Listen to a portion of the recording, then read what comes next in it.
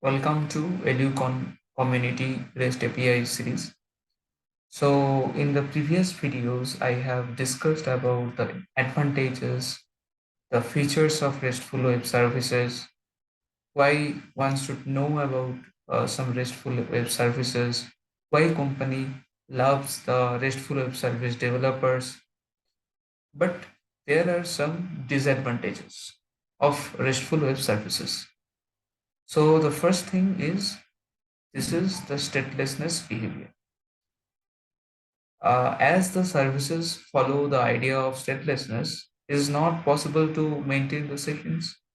Means the session simulation responsibility lies on the client side to pass the session ID.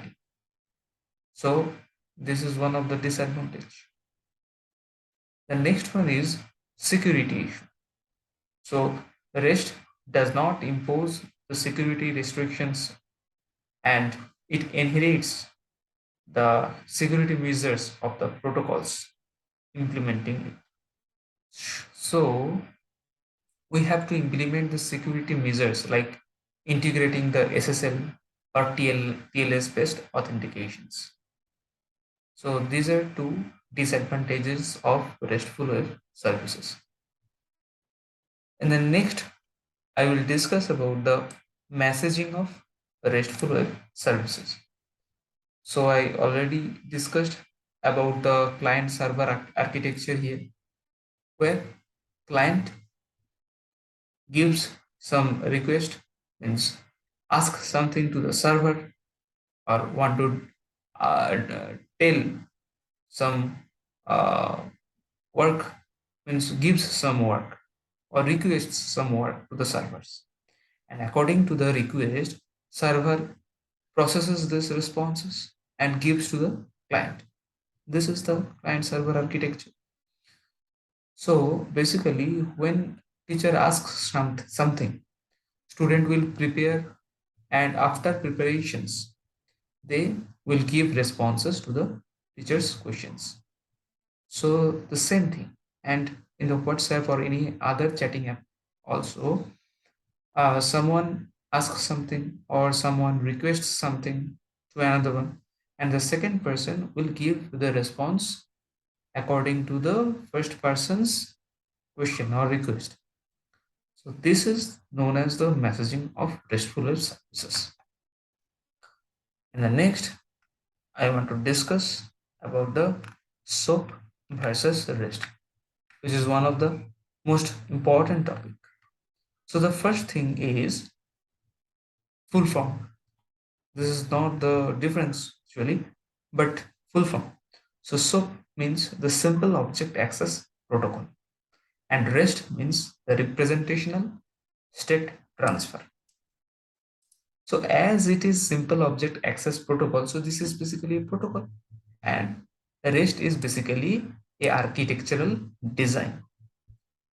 And SOAP is a protocol which is used to implement the web services, and REST which is used to develop web services.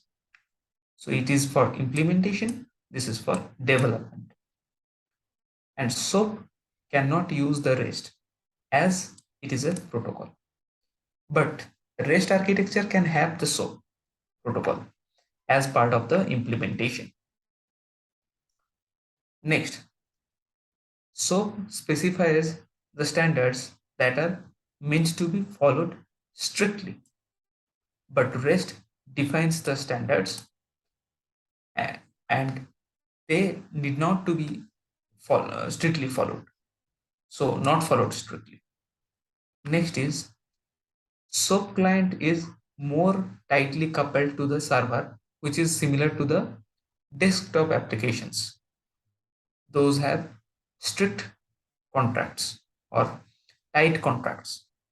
But for the REST, here client is very much flexible, like a browser, and does not depend on how the server is developed unless it follows the protocols required for establishing communication. So SOAP supports only XML transmission between the client and the server, but REST supports the different formats like XML, JSON, text format. Next is SOAP reads are not cacheable, but REST read requests can be cached. SOAP uses service interfaces for exposing the resource logic, but REST uses URI. I have said about URI. What is URI? URI is Uniform Resource Identifier. So REST uses URI to expose the resource logic. SOAP is slower than REST, but REST is faster than SOAP. SOAP is a protocol, so it defines its own security measures, but REST only inherits the security measures based on what protocol it uses for the implementation. SOAP is not commonly preferred, but used in cases which require stateful data transfer and more reliability. But REST is commonly preferred by the developers as it provides scalability and maintainability. Thanks for watching.